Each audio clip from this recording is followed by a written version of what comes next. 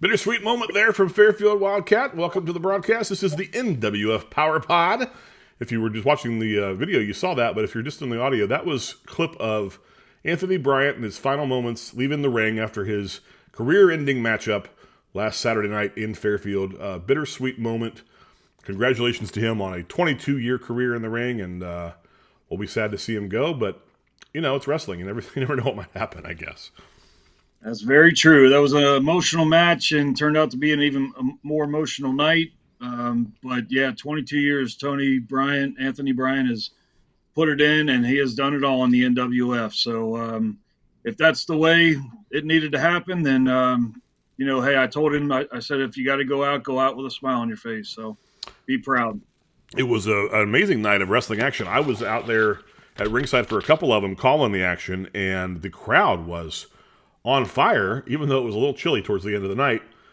They really were very happy about the end of that Rumble when we saw the new Tri-State champion, the Swinger.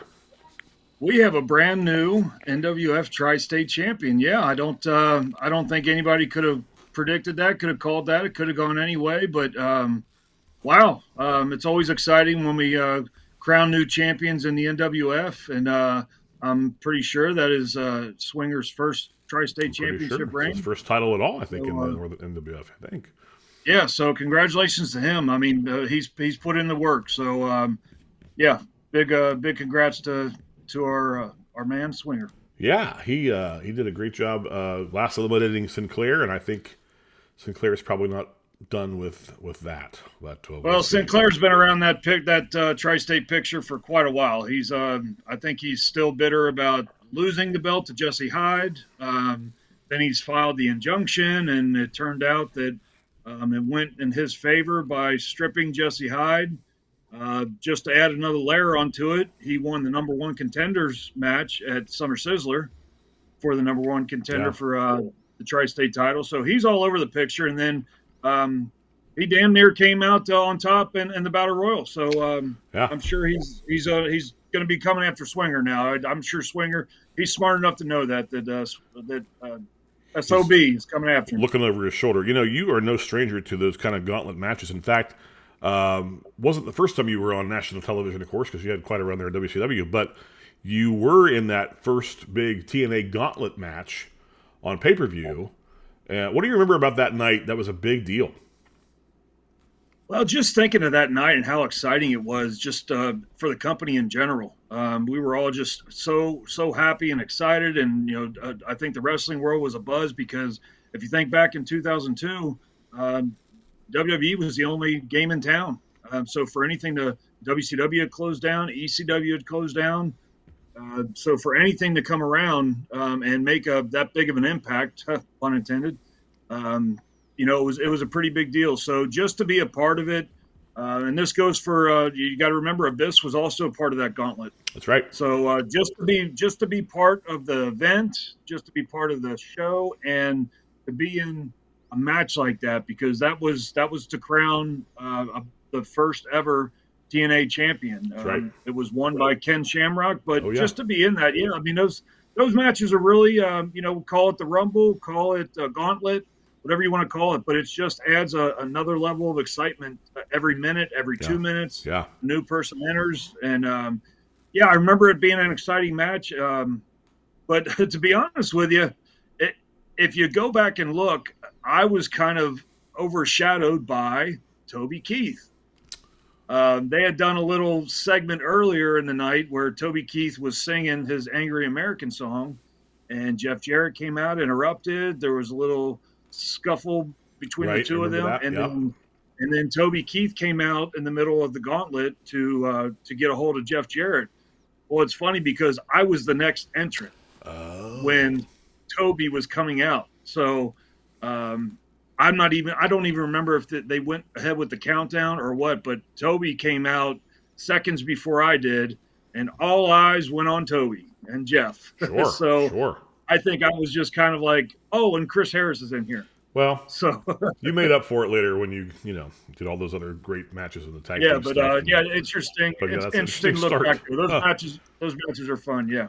I noticed you're wearing that Memphis T-shirt there. It's a tribute. Is that because you've been watching that awesome Vice show called Tales of the Territories? Have you been seeing that show? Yeah, new Vice show. It just came on last week. And yeah, I was very interested in this. The first one was on the Memphis territory. Yeah.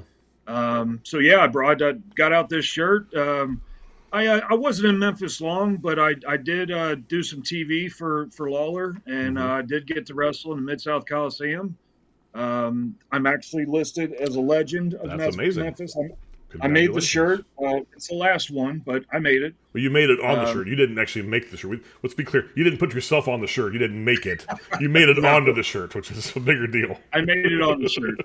But yeah, those were some rough travel because I was wrestling a lot in Nashville those days. So I remember we would do a Friday night event around the Nashville area, and Memphis was doing their live TV show Saturday morning. So we would do an event Friday night, and it would probably be a late night, and it certainly had to be an early morning because if I remember, it might be right around 3 or so hours to Memphis. So we had to get up early and make that drive and be ready for TV at 9 o'clock in the morning. They're messing around, man. When they go live at 9 o'clock, they're ready to go.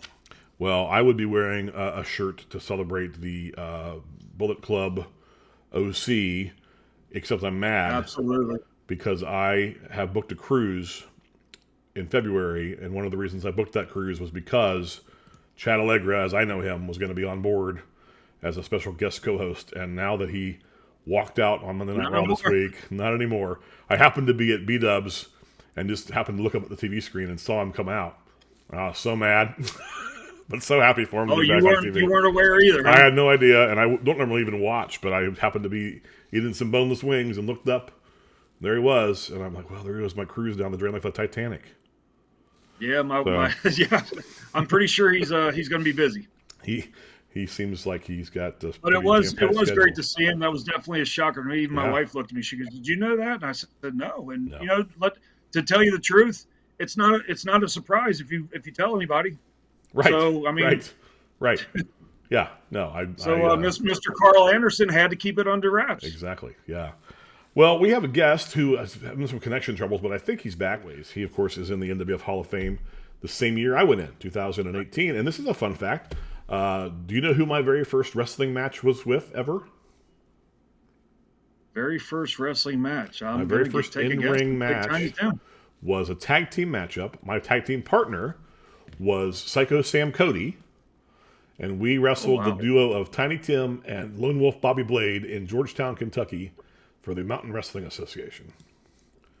How'd you get stuck into that match? I was the ring announcer, and Bobby Blade kept messing with me, and things got physical, and I think that Roger Ruffin made the match and laughed hysterically as Tiny Tim hit me with trash can lid after trash can lid on the outside of the ring. Tiny Tim is here with us, NWF Hall of Famer 2018. Good to see you, sir. Having a little bit of signal connection issues, so if we lose you, we'll figure it out. But are you excited about this weekend's event in Mount Orab? You're taking on Mr. Destiny. I am very excited about this Saturday night in Mount Orab, especially facing somebody I've never faced before in Mr. Destiny. Yeah, he's really making a name for himself, clawing up the ranks, and I think that'll be a really interesting matchup. Yeah, I do too. And, he's I heard what he said at West and Loose, saying if I was bigger, I could have achieved more and all that. But I'm sure he would like it on his resume to get a win over me, being a Hall of Famer Absolutely. and all. But I'm going to try my best not to let that happen. I can't wait to see what happens. You're going to take him to task and to school and teach him a few things. You were just telling me before we went on the air that your anniversary is coming up in wrestling. Is it November? Yes, 26 years. 1996 is when I got started. That's amazing. I was just a young girl boy. That's and you still look like you're 20. I mean, I don't know. I don't feel like I'm 20. Well, you're in great shape. Hey, let's do something while you're here. I think you'll like this. Way back. Okay. We are going all the way back to Peel's Palace on August the 25th, 2001. I have this very fun photo from before the show of a young Wildcat Chris Harris in a limo. Wow. Getting out of a limo.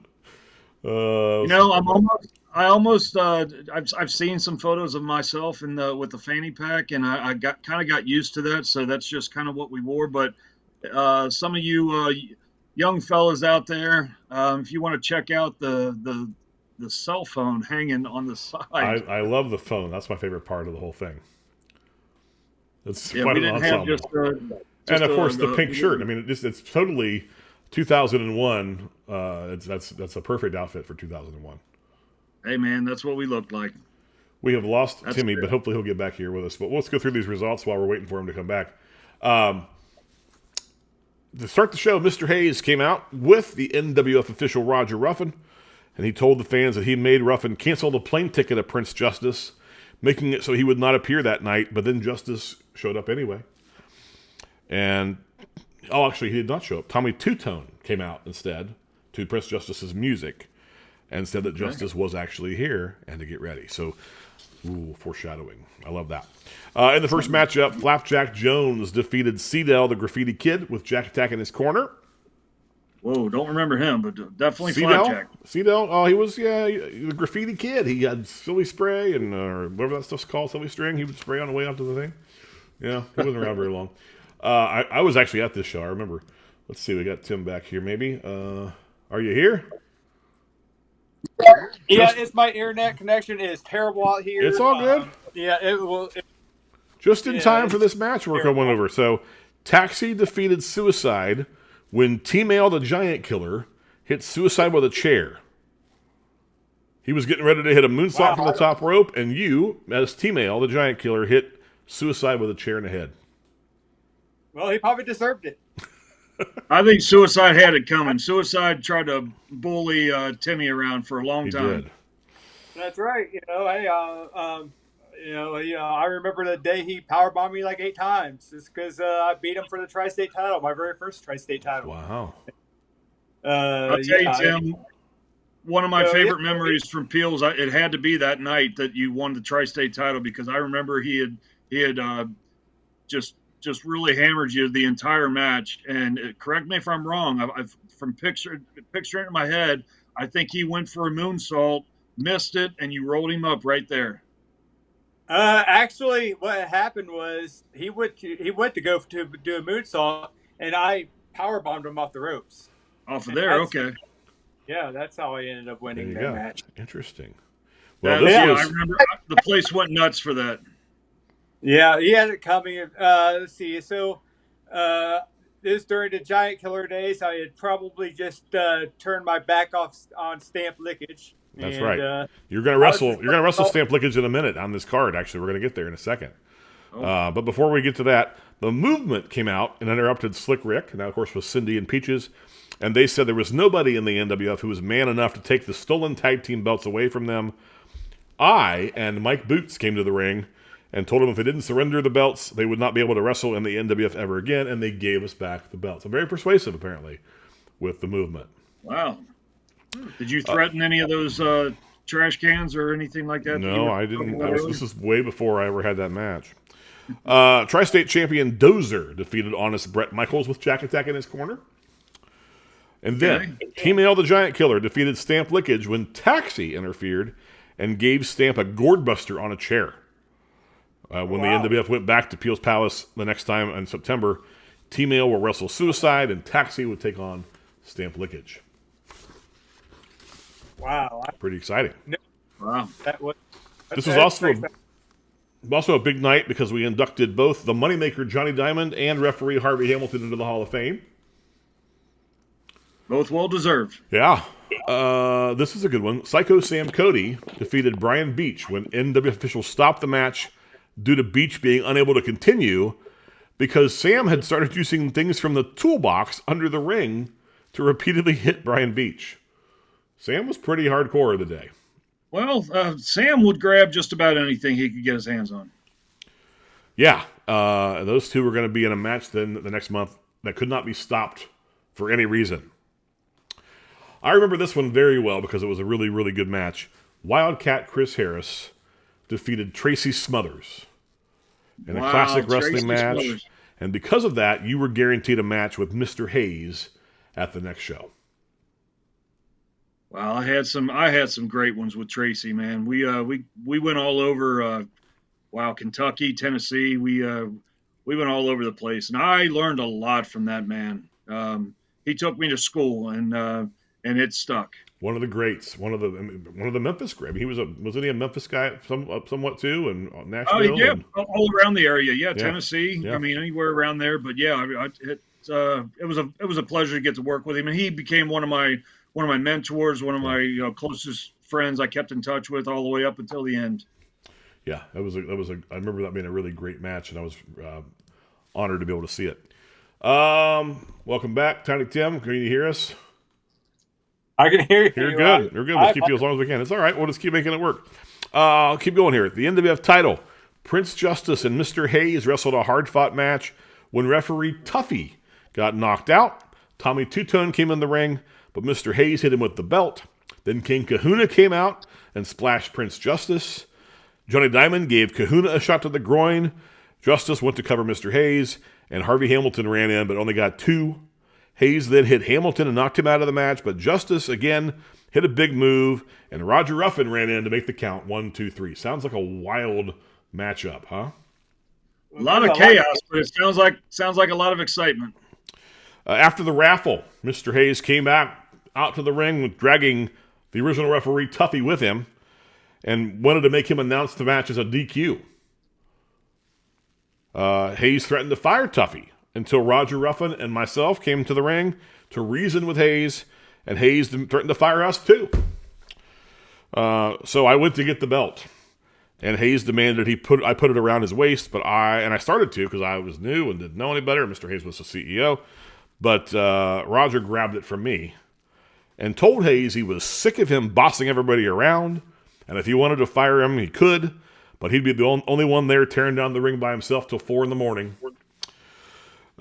Hayes looked shocked, and Roger said he would hold the belt up until next month, and Hayes and Justice would have a rematch with Harvey Hamilton refereeing on the inside and a Roger Ruffin on the outside. Also, Hayes had to wrestle Wildcat Chris Harris the same night. Well, there's the real punishment. And then finally, Jason Cross and Nick Rivers defeated the Zodiacs to retain the tag team titles. And then after the match, the Movement once again came out, stole the belts, and ran out the back door. Stole it again, then please. Yeah.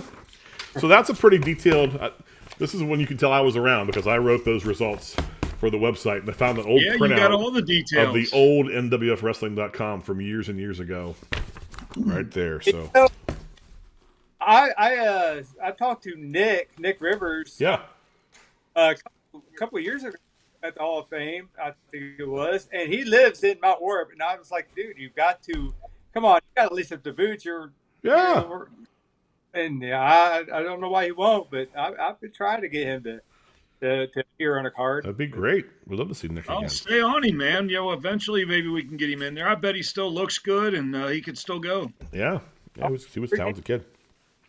Tim, talk to us a little bit about your history. So we talked a little bit about your 26 years coming up, and what's it mean to be in the NWF Hall of Fame, and yet you still are competing, at least monthly when we go to Mount Orab because it's close to where you live. So what's it like to be, in the Hall of Fame, but also still going at it? Well, it's definitely an honor to be in the Hall of Fame because when I got started in this business, I was actually selling merchandise at the tables for the wrestlers at the Peel's Palace days. Then I moved up to refereeing. Then I finally moved up to wrestling, and I think I think at times, whenever somebody calls me a Hall of Famer, I take great pride in it. But also at the same time, man, I almost feel undeserving because I feel like there's other guys who probably deserve it more so than I do. Guys I don't think who are in like Stamp Lickage or Angel or Suicide. Sure. Those guys made probably more of an impact than I did. So I just sometimes I feel funny I will about. say this: you're still got it. You're still here, right? I mean, you're still active, and you weren't when you were inducted, which is usually the criteria is that you've been retired and away from the ring for a minute, and are available. Those are the two criteria, mostly. But you're Hall of Fame worthy for sure, because I also think, the NWF has prided itself for years on rewarding hard work and loyalty. And nobody worked harder to get good at what they do than you did. Well, at this point in my career, I one, do it because I love the business, but number two, it's time for me to give back. I mean, so many people, when I came up, helped me out tremendously, invested in me, and, and I want to try to do the same for the guys like Beck Reeves, who comes up to me and asks me how his matches are, and I love helping people out because people help me out, and I feel like it's my job, as a veteran, to do the same for the future of those guys, not only for those guys, but for the NWF as well. Sure. Yeah, I love that. Kat? Timmy, I don't think you realize just how much of an inspiration you can be to a lot of these, not just the younger guys, but even the smaller guys. Because, you coming in, you mentioned before you started as a referee, and you just wouldn't be held back as a referee. You can't. There's. I talked to a lot of the newer guys, the younger talent, and sometimes you don't have a 6'10" frame. To where you can go out and just maul everybody around. A lot of these guys are smaller frames, but you went out and you built up your body, man. I mean, you couldn't be held back. We couldn't have the referee looking better than some of the wrestlers. You transferring into the wrestling was just I think a natural progression for you, man. But yeah, such an inspiration because we call you Tiny Tim. I mean, you ran with that name, but I'll tell you what, you had to have one of the best physiques out there. You really worked hard for it, and you made up for everything, man. I mean, you had a great look to you, and you were the underdog all the time. And I think a lot of these kids could really look up to that, man, because a lot of them they're gonna be coming from the bottom and looking to get to the top any way possible. And you're a great example, and you great had inspiration. great runs. It's T-Mail. You reinvented yourself a lot. And it's TNT, with the newly retired Tony Bryant. You guys had a great tag team with the best theme song in wrestling, in my opinion. Tony hates that. But, I just think that you guys, you've done so much to continue to make yourself fresh and new. And then in the later part of your career, really becoming a quality technician and being able to go in there and keep up with guys like Pompano Joe, who prides himself on his chain wrestling ability. And you can get right toe to toe with him and outmatch him sometimes. So I just think that you don't understand how hard you've worked, and we recognize that reinvention and all the things you've given to the NWF. Plus, you've always just been loyal and shown up and given your all, and that's the thing that Roger Ruffin asks for more than anything. Well, that's how I was brought up, and I know no other way. Yeah, absolutely. Hey, I got a question for you. We do this rapid fire segment, and this week's question is, what's on your Spotify playlist? So when Tiny Tim's tooling down the road, what's he listening to in the car? Well, I don't have Spotify. I don't even know what that is. I do have XM radio, though. All right. Yeah. Usually on Hair Nation. All right. I'm a big Hair Guy fan. All right. So Perfect. It's usually either Ozzy's Boneyard or Hair Nation. So those are the I'll listen to. I love that. Kat, what are you listening to?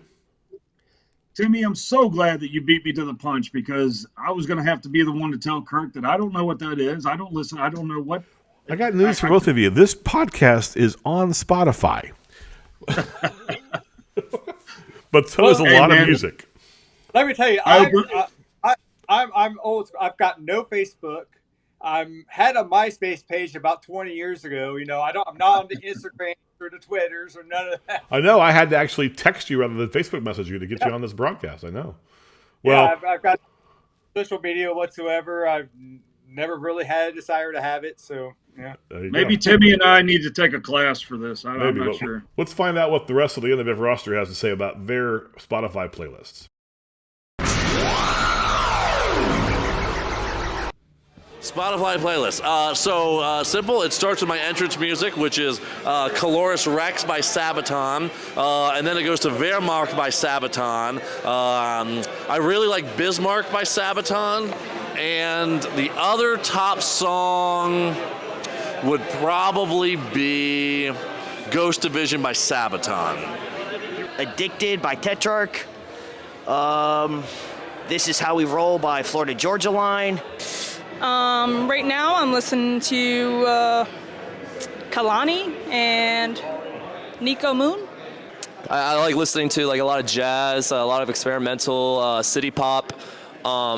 So right now it would be Long Season by Fishmans. Well, obviously Bulletproof by Godsmack. Anything Eminem. I Prevail, their new album. That's definitely on repeat right now for me. I don't listen to Spotify. I'm 58 years old. Wage War Teeth, Coheed Cambria, Welcome Home, and probably something Godsmack. Made for This by Carlton. Degenerated by the Lone Rangers from the movie Airheads. And I think Blinding Lights by Weeknd is still up there. Definitely Juice WRLD, Killer Roy, and Travis Scott. I'll say Bad Girls, early 2000s, and definitely a party mix. Anything by Motley Crue, Bon Jovi, and Poison. Enter Sandman, Metallica. 90s alternative, 80s R&B, and/or my personal culminated likes and favorites. I mean, these guys might have been speaking French for all I know. I don't know what half of that stuff was. Only Miss Callie had anybody that I would know. Yeah, headline Sean Evans and Miss Callie. I got it. Where's the Stevie Wonder? Where's the the great stuff? I don't know. But hey, at least they got some '80s rock in there, so I'm good with that. It's good to have. Diversity. My favorite answer was Roger Ruffin. I was looking forward to that. He can join the classroom with Timmy and I. He needs to, although he's not going to pay for it. So, Bone Crushers, of course, is the place to be if you want to be a professional wrestler, and you see the superstars there that have come through, that have made it onto some television broadcasts and things like that. If you want to be a pro wrestler, you can join for just $100 down. We train Tuesdays and Thursdays. You just show up there at Bone Crushers and Tuesday evening, and we'll talk with you and take care of what you need to know and give you all the details. Timmy, you came through Bone Crushers back in the day. What do you think about it? A quick plug. Hey, if anybody out there is listening, watching this, if you ever thought about stepping into the ring, ever thought about it, don't waste another second. Sign up go down there, watch a class, and if you want to do it, sign up. You won't regret it. I'm telling you, it changed my life. I don't know where I would be at today if it wasn't for the NWF Bone Crushers. So I'm eternally grateful, and I can't praise them enough. If you ever thought about being a wrestler, hey, don't procrastinate. Go down there next, and sign up. I couldn't ask for a better commercial than that, Kat. That's right. Timmy went through it. He went through it from, like you said, 96, and Bone Crushers is still around. So. At the Bone Crushers before this Bone Crushers that I'm sitting in here. It was actually, let's see, I was at the school in Price Hill, the old gym. Then we were at Vincent's gym, or then we were at some kind of warehouse right by the Frisch's mainliner, and then the one down there in Coleraine, and so I've been to them all. That's pretty rich. Many locations. You are Bone Crushers history personified. That's amazing. Hey, we're going to see Tiny Tim in action this Saturday night at Mount Orab, at the Mount Orab Sports Complex. He's going to take on Mr. Destiny. Also, Star Rider defends the NWF title. against Sinclair. A whole big card. Check out Bustin' Loose for more matches. And don't forget to join us for other shows coming up as well, including the big VFW Hall show there in Elmwood Place with the cage match main event. Spooktacular is coming up October the 29th. We're back to Bone Crushers on the 5th of November, which happens to be Roger Ruffin's wrestling anniversary. So make sure you're there for that. And Ludlow on the 12th of November. So big shows coming up. You can get tickets and more information at nwfwrestling.com. Timmy, any last minute words you want to talk people into the building this Saturday and tell them why they need to come out to Mount Orb? I'll tell them why. Hey, Mr. Destiny, he's all worried about his face and his looks and all that. My game plan going into this match, I'm gonna frazzle him, get him frazzled. I'm gonna hit him where it hurts, and that's right to the face. You know, anything to the face, he's gonna be all frazzled, and that's how I'm gonna beat Mr. Destiny this Saturday night. Hey, if you ever thought about coming out to a wrestling show, this is a great family-friendly event. You know, you're not going to hear a bunch of cussing, you're not going to see a bunch of blood and all that. You're just going to see wrestling the way it should be. So if you ever had any thoughts about coming out to a wrestling show, come out October 15th at Mount Orb Sports Complex. NWF, the first, the last, the best, and Tiny Tim's been around for almost all of it. Pretty impressive, and we're going to see him again this weekend. Kat, any last words before we head out of here? Yeah, just looking forward to that, man. I'm really looking forward to Mr. Destiny and Tiny Tim, and you said it all there, Tim. Thank you so much for being here. It's going to be great. We'll see you this Saturday night. Thanks, Timmy. Yes, sir. Thank you.